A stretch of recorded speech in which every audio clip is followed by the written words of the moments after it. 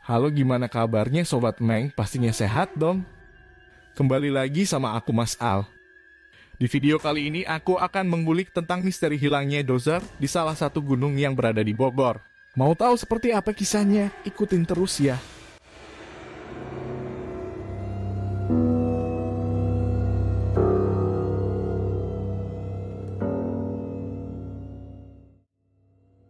Ini adalah kisah yang sangat mengharukan tentang kehilangan teman sekaligus sahabat. Siapa yang gak sedih?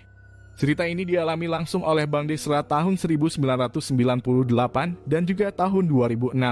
Di mana di tahun itu Bang Desra mengalami kejadian yang tak bisa dilupakan bahkan sampai sekarang. Kisah ini terjadi pada bulan Juli tahun 1998.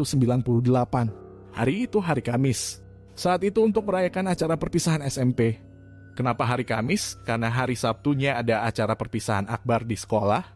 Jadi mereka rencananya mau berkemah hari Sabtu, akhirnya diundur. Waktu itu Desra, Hendra, Denny, Doni, dan Bang Zen menjadi panitia acara perpisahan di Ranca Upas Cipidey.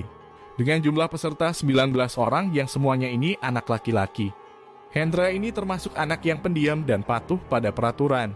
Sementara Doni anaknya sedikit sompral dan pecicilan. Hendra sendiri dia bisa melihat sekaligus berkomunikasi dengan makhluk yang tak kasat mata.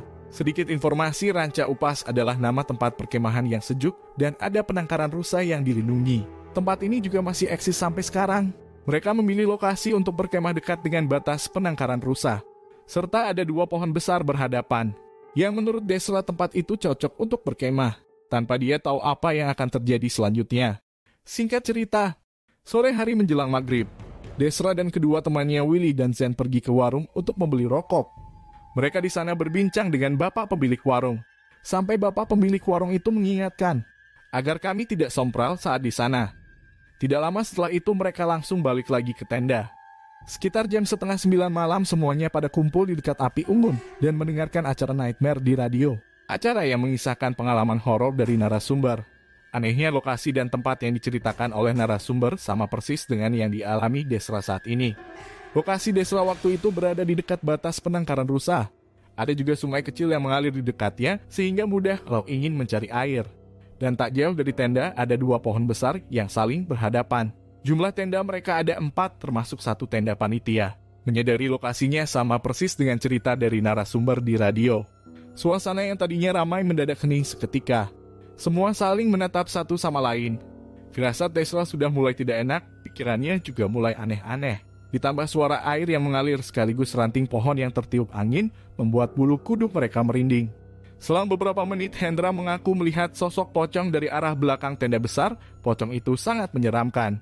Nah, saat Desra melirik ke arah tenda, dia dan teman yang lainnya dikagetkan dengan suara dari radio, yang menyebutkan hal yang sama, yaitu tentang sosok pocong yang muncul dari balik tenda. Lalu selang beberapa detik radionya mati sendiri dan terlempar sendiri ke selokan tanpa ada yang menyentuhnya. Semuanya ketakutan terlebih saat sosok itu beneran muncul dari balik tenda, tepatnya tenda panitia yang letaknya paling ujung dekat pohon besar. Semua melihatnya pocong itu berpindah dari belakang tenda ke penangkaran rusa, lompatannya tinggi melebihi kawat pemisah penangkaran dan jauh.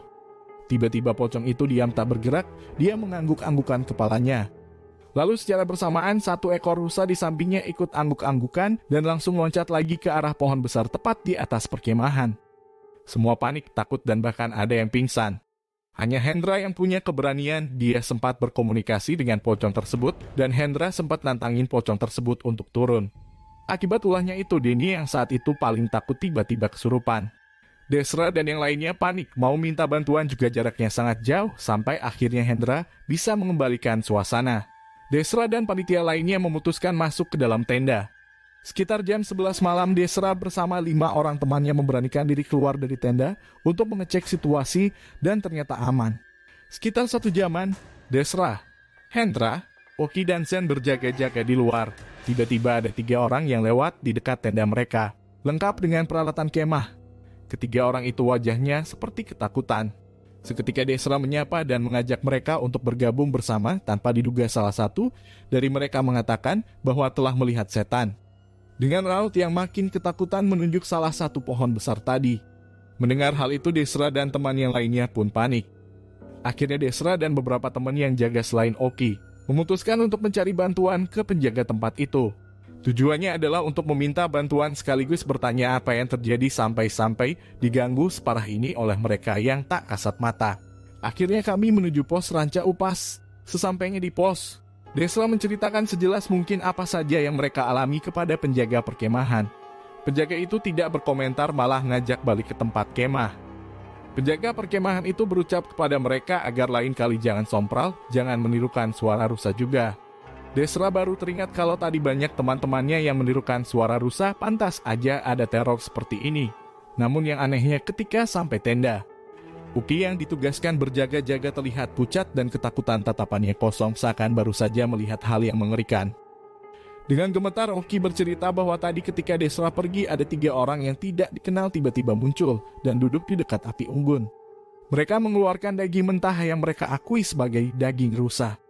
Namun alih-alih membakar daging itu, mereka justru memakannya mentah-mentah.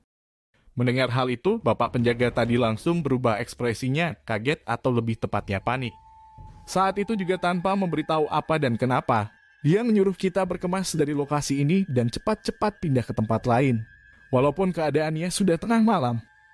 Banyak tanda tanya di pikiran Desra mengenai tempatnya berkemah, akhirnya mereka semua pindah kemah dan mendirikan tenda di dekat warung. Siang harinya semua baik-baik saja. Singkat cerita, sampai sekitar jam 11 malam, ada sekelompok orang lari dari arah tempat di mana penangkaran rusa. Jumlah mereka yang lari sekitar 6 orang, yang 5 orang lari dan yang 1 lagi loncat-loncat di belakangnya. Ternyata orang yang loncat-loncat di belakang itu sedang kerasukan sosok pocong dan mereka berasal dari lokasi Desra mendirikan tenda sebelumnya. Anehnya pocong ini melompat ke arah Hendra, mereka saling tatapan muka sekitar 5 menitan. Kemudian pocong itu keluar. Hendra sempat berkomunikasi dengan pocong itu. Ternyata dia marah karena Doni sempat melempari rusa peliharaan pocong ini dengan batu dan berniat menahan Doni di tempat itu. Karena rencana kemahnya cuma 1 hari 1 malam. Tepat hari Jumat sekitar jam 1 siang. Saat mau pulang tiba-tiba Doni berjalan ke penangkaran rusa dengan tatapan kosong. Desra berusaha menahannya tetapi tidak bisa. Sampai dibantu bapak penjaga warung. Desra dan penjaga warung dibantu Hendra berusaha menyadarkan Doni dengan susah payah. Akhirnya semua berhasil diatasi dengan doa. Dan Doni pun terselamatkan. Tidak sampai di situ, gangguan pun terus terjadi. Sampai di perjalanan pulang, mobil mereka mogok. Istirahatlah mereka di sebuah warung. Pak Antis pemilik warung itu menyarankan untuk memanggil juru kunci daerah tempat kemah tersebut. Saat itu Pak Dadang datang dan memberitahu kalau ban mobil bagian depan dihadang segerombolan rusa. Menurut Pak Dadang itu rusa gaib alias tidak bisa dilihat oleh mata telanjang. Tapi anehnya Hendra yang bisa ngeliat. Juga waktu itu malah tidak melihat adanya rusa gaib. Tiba-tiba raut wajah Doni kembali kosong. Pak Dadang menyuruh Desra dan Hendra masuk untuk menyelamatkan Doni sebelum menjadi korban. Desra, Hendra, Pak Entis, dan Pak Dadang membacakan doa-doa supaya sosok pocong itu keluar dari tubuh Doni. Semua terasa sulit apalagi tingkah pocong itu semakin menjadi-jadi dan marah. Anak ini harus ikut, begitu katanya. Doni bertingkah sangat aneh. Tatapannya tajam dan tertawanya sangat kencang, bahkan Desra dan Hendra tidak sanggup menahannya. Dia melompat dari ujung dinding ke dinding lainnya membuat mereka kesulitan. Setiap kali mau ditangkap, akhirnya Pak Dadang membacakan sebuah doa yang langsung membuat Doni terdiam dengan tatapan mata yang semakin jarang. Butuh waktu sedikit lama sampai semua kembali kondusif dan mereka bisa kembali pulang dengan aman. Selang beberapa waktu ketika masuk hari Senin, Desra, Hendra, Asep, Oki, Sunanto, Denny, dan Zen merencanakan untuk liburan ke rumah Hendra yang berada di Cianjur. Mereka berangkat Selasa pagi. Sekitar jam 2 siang baru mereka sampai. Nah, setelah dijamu makanan oleh keluarga Hendra, mereka santai-santai sampai ketiduran. Bangunlah mereka pas masuk azan maghrib. Di tempat Hendra jam 7 malam suasananya sudah seperti tengah malam. Daerahnya sepi, udah gitu tidak ada orang yang berlalu lalang. Semua sepi dan sunyi. Desra, Hendra, dan yang lainnya asik ngobrol di teras depan rumah, ditemenin sama teman Hendra yang namanya Kodir. Lagi asik bercerita, tiba-tiba Kodir memberitahu kalau desanya sekarang menjadi angker. Hendra yang belum tahu tentang desanya yang sekarang mulai menanyai lebih detail tentang hal itu kepada Kodir. Kodir mulai cerita kalau dulunya ada yang sering ronda di desa itu. Dia seorang dukun, namun belum lama dukun itu meninggal. Nahasnya, ada kejadian aneh yang menimpa kuburannya. Jenazahnya tidak bisa dikuburkan karena liang kuburnya yang dipenuhi dengan air. Lagi asik-asiknya cerita, tiba-tiba ada yang mengetuk kentongan dan itu tepat berada di sekitar rumah Hendra. Tepat setelah rokok mereka habis dan akhirnya mereka semua memutuskan untuk pergi ke warung. Suasana sepi dan gelap menyelimuti desa itu. Semuanya saling mengawasi satu sama lain.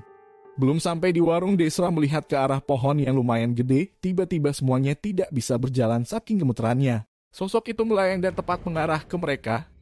Saking takutnya Qadir ini teriak, "Jangan ganggu saya, orang sini." Dan anehnya setan itu hilang seperti asap. Setelah sampai di warung, mereka pun cerita kalau tadi melihat setan. Bapak warungnya justru tertawa dan berucap itu mah dukun yang meninggal. Di perjalanan pulang, gangguan mereka masih belum selesai ketika lewat tempat yang sama, yaitu pohon gede. Ade memperhatikan lebih detail dan ternyata teman-temannya juga melihat hal yang sama. Yaitu dua sosok sekaligus berada di hadapan mereka, sosok peniru dukun tadi dan pocong.